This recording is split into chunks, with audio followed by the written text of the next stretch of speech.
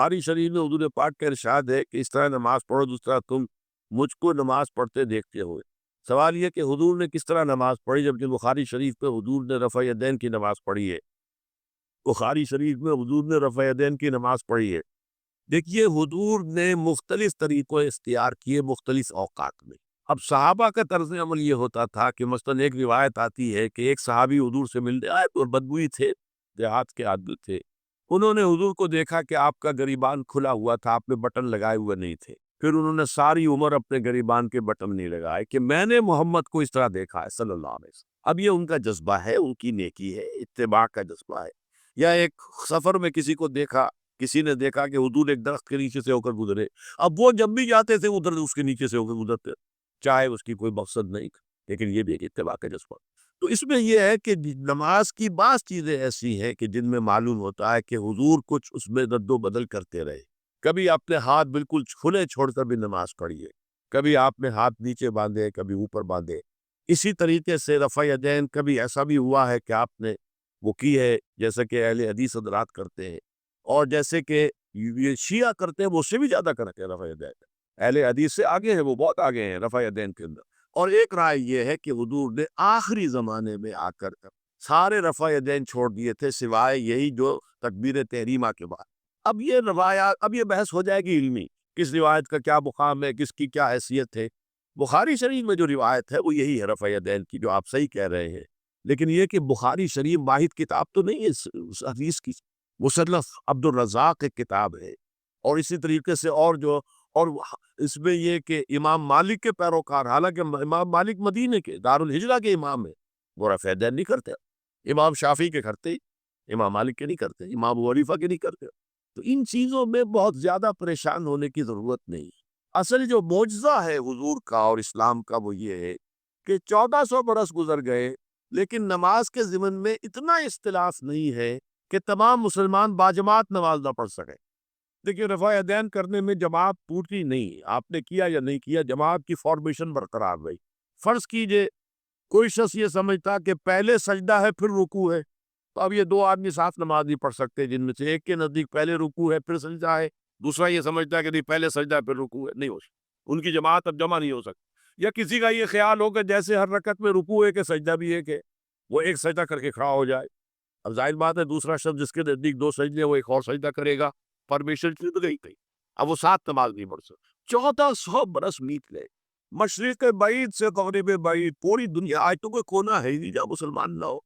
लेकिन जो सॉलिड मुसलमान जो है वो तो आप समझिए कि इंडोनेशिया से लेकर मौरितानिया तक तो मुसलमानों की कितनी बड़ी तादाद है। लेकिन कहीं ऐसा नहीं है कि आपकी फॉर्मेशन टूटती हो। कोई ऐसा मसलब नहीं है जिसमें ये ख्याल हो कि मगरिब की रकत में 2 है जैसे फजर की है। नहीं, कोई 3 रकतें हैं। कोई ऐसा मसलक नहीं जिसमें ये मालूम हो कि फजर की रकतें 3 है, 2 नहीं है, कोई नहीं। असर की 2 है या 4, 6 है, वही रकतें, वही रकत की तरतीब, पहले खड़े होना है, फिर रुकू है, फिर खड़े होना, फिर सजदे में जाना है, फिर बैठना, फिर सजदा, फिर खड़े होना। फॉर्मेशन नहीं टूटती, शिया हो, सुन्नी हो, और उसमें हनफी हो, मालिकी हो, शाफी हो, हम्बली हो, ज़ैदी हो, ज़ाहिरिया हो, कोई भी हो, कसे बाशत तमाम मुसलमान मिलकर जमात से नमाज अदा करेंगे और उनकी जमात टूटती नहीं। ये है जिसको हमें समझना चाहिए। ये क्यों है? सल्लू कमा रअयतमूनी उसल्ली, कि हुजूर की को जिस तरह देखा सहाबा ने नमाज पढ़ते हुए वैसे नमाज पढ़ रहे। सहाबा ने वैसे नमाज पढ़ी, फिर आपके बाद ताबेईन ने उसी तरीके से नमाज पढ़ी, फिर उसके बाद तबे ताबेईन ने पढ़ी, नस्ल बाद नस्ल मुत्तकिल हो रहा। आपकी थोड़ा-थोड़ा इख्तिलाफ अगर है, तो उसके लिए ज़्यादा परेशान नहीं होना चाहिए। मोअज़्ज़ज़ हाज़रीन और मोहतरम ख़वातीन, अस्सलामु अलैकुम व रहमतुल्लाहि व बरकातुहू। आपके इल्म में इससे पहले भी आ चुका होगा और अभी भी आपको याद दहानी करा दी गई है कि मेरी गुफ्तगू का मौजू है अल्लाह ताला का इंसानों से वाहिद मुतालबा। आप हज़रात में से बहुत से लोग हैरान भी हुए होंगे, ये वाहिद मुतालबा क्या मानी? अल्लाह के तो मुतालबे बहुत थे। नमाज पढ़ो 5 वक़्त, रोज़ा रखो रमज़ान का, साहिब निसाब हो तो ज़कात अदा करो, और साहिब इस्तिताअत हो तो हज करो, अपना माल खर्च करो अल्लाह की राह में।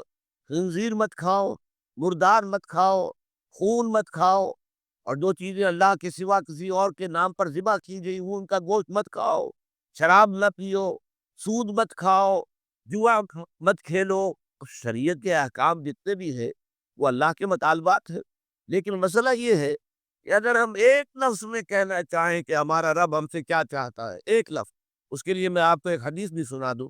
ایک بدو صحابی حضور کی خدمت میں حاضر ہوئے، دیہاتی تھے۔ انہوں نے عرض کیا کہ اے اللہ کے رسول، میں زیادہ باتیں نہ سمجھ سکتا ہوں نہ یاد رکھ سکتا ہوں، مجھے تو بس کوئی ایک بات ایسی بتا دو کہ میں اس کو مضبوطی سے تھام لوں اور میری نجات ہو جائے۔ حضور نے یہ نہیں فرمایا کہ یہ تم کیا بے وقوفی والا سوال کر رہے ہو، تو ایک بات تو نہیں ہے، دین کی تو بہت سی باتیں۔ آپ نے تو ہمیں بھی اصول بتایا ہے کہ کلم الناس علی قدر عقولہم، لوگوں سے گفتگو کیا کرو ان کی عقل اور فہم کے مطابق۔ لہذا آپ نے جواب دیا قل آمنت باللہ ثم استقم، بات ختم، کہو میں ایمان لایا اللہ پر، پھر اس پر جم جاؤ۔ اب یہ کہنا تو آسان ہے میں اللہ پر ایمان لایا، لیکن جم جانا، ثم استقم، اس استقامت میں قیامت میں عمر ہے۔ اسی طرح ایک لفظ میں اگر آپ اللہ تعالیٰ کے تمام احکام کو جمع کرنا چاہیں تو وہ لفظ عبادت۔ ابھی میں نے سب سے پہلے آپ کو سورہ نوح کی ابتدائی آیت سنائی۔ اللہ فرماتا ہے انا ارسلنا نوحا الی قومہ، ہم نے بھیجا تھا نوح کو اس کی قوم کی طرف، ان انذر قومک من قبل ان یاتیہم عذاب الیم، کہ اپنی قوم کو خبردار کر دو اس سے پہلے کہ دردناک عذاب آ جائے۔ اس حکم پر عمل کرتے ہوئے حضرت نوح نے کیا کہا؟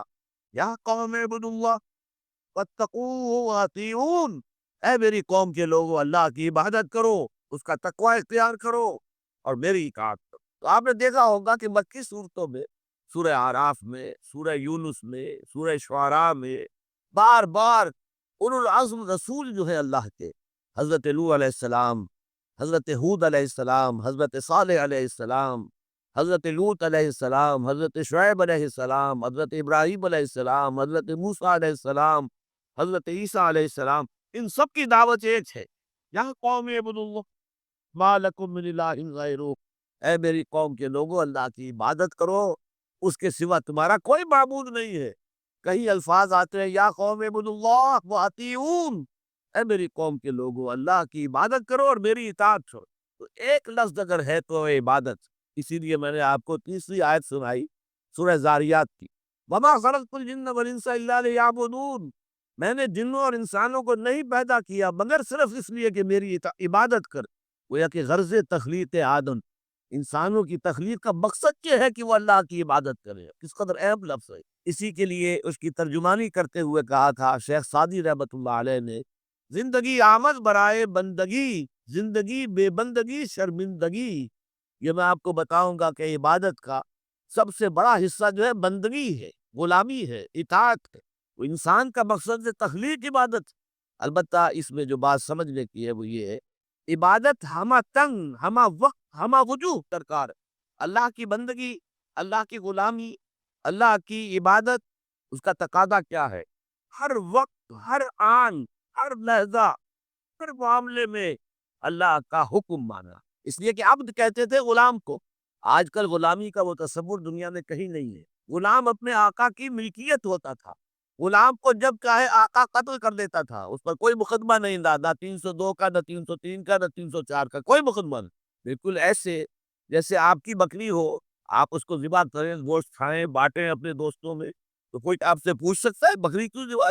اسی طرح آقا جو ہے اپنے غلام کو اگر ذبح کرتا تھا تو کوئی اس سے نہیں پوچھتا تھا تم نے کیوں کیا، اس لیے کہ میرا غلام ہے، میرا غلام تھا، میں نے اس کو ذبح کر دیا۔ اچھا، آج ہمارے ذہن میں سب سے بڑا نقشہ آتا ہے ملازم کا۔ یہ ملازم جو ہے، جس نے ملازم رکھا ہے، امپلائر اور امپلائی ریلیشن شپ کیا ہے، زیادہ سے زیادہ وہی ہمارے سامنے آتا ہے۔ لیکن اس پہ آپ نوٹ کریں گے کہ ملازم ہمہ وقت نہیں ہوتا، اس کی ملازمت کا وقت مقرر ہے۔ پہرہ دار ہے، 12 گھنٹے پہرہ دے گا رات کو، اس کے بعد جا کے سوئے گا۔ اگر وہ کھانا پکانے والا ہے، کھانا پکائے گا، کوئی اور کام آپ نہیں کہہ سکتے۔ آپ کہیں جا کے میرا ٹائلٹ صاف کراؤ، وہ صاف کہہ دے گا جناب میں آپ کا خانسامہ ہوں، میں آپ کا کھانا پکانے کے لیے ملازم ہوا ہوں، ٹائلٹ صاف کرنے کے لیے تو نہیں ہوا۔ یہ ملازم جو ہے یہ ہمہ وقت نہیں ہے، یہ ہمہ جہد نہیں ہے، ہمہ تن نہیں ہے۔ لیکن غلام جو ہوتا تھا، غلام کسی وقت بھی کام نہیں کر سکتا۔ رات کو 12-1 بجے آقا حکم دے وہ اس کو پورا کرنا ہوگا، جو حکم دے پورا کرنا ہوگا۔ لہذا اس غلامی کا تصور کیجئے۔ عبد سے بنا عبادت، جیسے بندہ، فارسی میں عبد کا لفظ کیا ہے؟ بندہ۔ بندہ و آقا، تمیز بندہ و آقا فساد آدمیت ہے۔ لیکن وہ بندہ جو ہے جس سے بندگی بنا ہے، تو میں نے ابھی آپ کو شعر سنا دیا، زندگی آمد برائے بندگی، زندگی بے بندگی شرمندگی، تمہیں تو پیدا ہی کیا گیا اس لیے کہ ہماری عبادت کرو، تمہارا مقصد تخلیق یہ ہے کہ ہماری عبادت کرو۔ تو یہ عبادت ہے ہمہ تن، ہمہ وقت، ہمہ وجوہ، اللہ کی اطاعت، اللہ کی غلامی، اللہ کی بندگی۔ بدقسمتی سے ہمارے ہاں تصور، ہمارا جب زوال شروع ہوا ہے تو یہ کوئی دو چار صدی کی بات نہیں ہے، 1000 سال سے ہمارا زوال زوال زوال زوال زوال چلا آ رہا۔ اس زوال میں ہمارے مفہوم بدل گئے، ہمارے معنی بدل گئے، الفاظ کے اصطلاحات کا مفہوم تبدیل ہو گیا ہے۔ اب ہم کیا سمجھتے ہیں عبادت ہے نماز روزہ حج و زکوٰۃ، بس یہ عبادت ہے، اور عبادت کسے کہتے ہیں؟ بہت غلط بات۔ سوچئے، اگر عبادت کے ہی ہے نماز روزہ، تو کیا ہم 24 گھنٹے نماز پڑھتے ہیں؟ اللہ نے کہا میں نے پیدا ہی کیا عبادت کے لیے، تو کیا 24 گھنٹے روزہ رکھتے ہیں؟ کیا 12 مہینے روزہ رکھتے ہیں؟ کیا ہر وقت 24 گھنٹے نماز پڑھتے ہیں؟ نہیں، یہ نماز روزہ زکوٰۃ حج یہ عبادات تو ہے، وہ اصل عبادت ہے بندگی، اطاعت، غلامی، جو ہمہ وقت ہے، ہول ٹائم، ہمہ جہد، ہمہ وجوہ، اللہ کی اطاعت۔ البتہ اس میں ایک چیز کا اضافہ، اطاعت مجبوراً بھی ہوتی ہے۔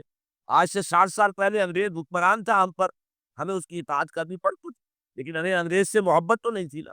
اسی طرح بنی اسرائیل غلام سے آل فرعون کے حکم تو مانتے تھے، بیگار میں پکڑے جاتے تھے، کام کرتے تھے، جانے بھی دیتے تھے، لیکن وہ فرعون سے محبت تو نہیں کرتے تھے نا۔ لہذا عبادت جب اللہ کی ہوگی، وہ صرف اطاعت نہیں ہوگی بلکہ محبت کے ساتھ اطاعت کی جائے، ہمہ وقت، ہمہ تن، ہمہ وجوہ، لیکن انتہائی درجے میں اللہ سے محبت کے ساتھ۔ یہی وجہ ہے کہ دو بڑی عظیم شخصیت ہیں، امام ابن تیمیہ اور حافظ ابن قیم رحمۃ اللہ علیہما، ان دونوں نے جو ڈیفینیشن کی ہے، ہاؤ ٹو ڈیفائن عبادت ہے کیا؟ تو حافظ ابن قیم کہتے ہیں العبادت تجمع اصلین، دو چیزوں کو جمع کرنے سے عبادت غایت الحب پہ غایت الذل والخضوع، حد درجے میں اللہ سے محبت کرنا اور حد درجے میں اس کے سامنے جھک جانا، بچ جانا، جو فرمان ہو حق۔ البتہ یہ ہے جو عبادت کا ٹھیک ہے جو جسم ہے وہ ہے اطاعت، جیسے میرا یہ جسم ہے 2.5 من کا وزن، اس کی اصل حقیقت وہ جان ہے، وہ جان نہ ہو تو جلد از جلد نہلا کے دھلا کے کفن پہنا کے قبر میں اتار دیں گے کہ کہیں خام خواہ جسم جو ہے جل پھٹ نہ جائے۔ اصل سے جان ہے، جان تو نظر نہیں آتی، نظر تو جسم آتا، لہذا اطاعت کا جو جسم ہے وہ ہے عبادت کا جسم ہے، اطاعت وہ نظر آتا ہے۔ اللہ کا حکم ہے نماز پڑھو، ہم نماز پڑھتے نظر آتا ہے کہ نہیں؟ اللہ کا حکم ہے روزہ رکھو، ہم نے روزہ رکھا تو سامنے معلوم ہو گیا کہ نہیں روزہ رکھا۔ اللہ کا حکم ہے زکوٰۃ دو، تو ہم زکوٰۃ دیتے ہیں تو لوگوں کو پتہ چلتا ہے کہ ہم نے زکوٰۃ دی۔ اللہ کا حکم ہے کہ اگر سائل استطاعت ہو تو حج کرو، تو جب ہم حج کرتے ہیں لوگوں کو نظر آتا ہے کہ ہم حج کرو، لیکن یہ عبادت تب بنے جبکہ اس میں حد درجے کی محبت شامل ہو۔ الا لا ایمان لمن لا محبت لا، الا لا ایمان لمن لا محبت لا، ایمان لمن لا محبت لا، یہ محبت نہیں ہے، اس کا کوئی ایمان۔ محبت اللہ کی نمبر 1 اور محبت اس کے رسول کی نمبر 2، میں محبتیں ہو تو ایمان ہے، ورنہ قرآن میں فرمایا گیا والذین آمنوا اشد حبا للہ، اشد حبا للہ، اشد کا لفظ آپ جانتے ہیں شدید ترین، جو واقعی صاحب ایمان ہے وہ شدید ترین محبت کرتے ہیں اللہ کے ساتھ۔ اور رسول نے اپنے بارے میں فرما دیا بہت خوب، لا یؤمن احدکم حتی اکون احب الیہ من والدہ وولدہ والناس اجمعین، تم میں سے کوئی شخص مومن نہیں ہو سکتا جب تک کہ میں اسے اس کے باپ سے، اس کے بیٹے سے اور تمام انسانوں سے زیادہ محبوب نہ ہو جائے۔ یہ محبت نظر تو نہیں آتی، نظر آئے گی اطاعت کہ آپ نے اللہ کا حکم مانا، رسول کا حکم مانا، لیکن یہ اطاعت عبادت تب بنے گی جبکہ اللہ کی محبت کے جلدشار ہو کر اللہ کی اطاعت۔ چنانچہ قرآن میں اس کی بڑی عمدہ مثال ہے، جب حضرت موسیٰ علیہ السلام پہلی مرتبہ فرعون کے دربار میں، تو فرعون نے مذاق اڑایا، یہ آیا ہے یہ موسیٰ اور یہ ہارون اس کا بھائی ہے، اور یہ ہم پر حکم چلانا چاہتے، وَقَوْمُهُمَا لَنَا عَابِدُونَ،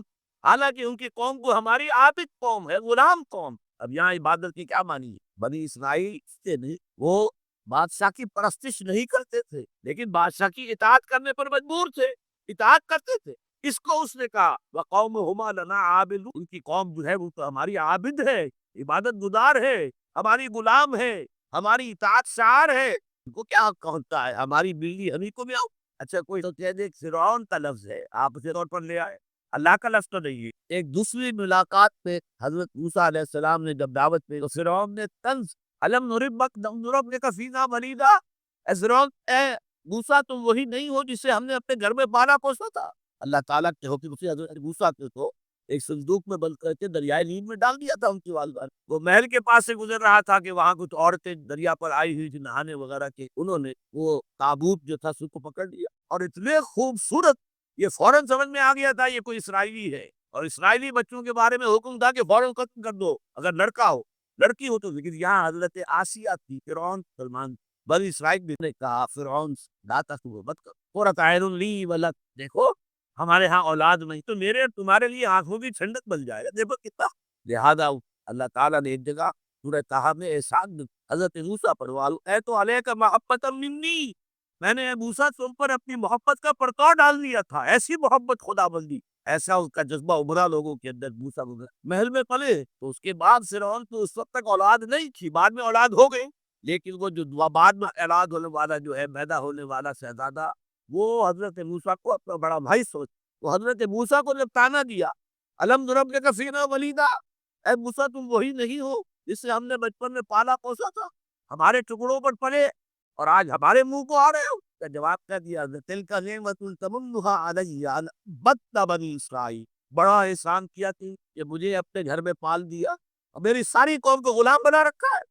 ان عبدت بنی اسرائیل، یہاں بھی لفظ عبادت ہے، تو لفظ عبادت کا پہلا اطلاق اطاعت پر ہے، البتہ اس کی روح جو ہے وہ محبت ہے، روح نظر نہیں آئے گی، جسم نظر آئے گا، لہذا عبادت کا جسم اطاعت، اللہ کی اطاعت ہمہ تن ہمہ وقت ہمہ وجوہ، اور اللہ کی اطاعت کا راستہ اللہ کے رسول کی مصطفیٰ برساں خیش را کے دی ہمہ اوف، اگر بہو نہ رسیدی تمام بول حبیث، اپنے آپ کو مصطفیٰ صلی اللہ علیہ وسلم کے قدموں میں پہنچا دو، اگر وہاں تک نہیں جاؤ گے تو یہ سب بول حبی ہے۔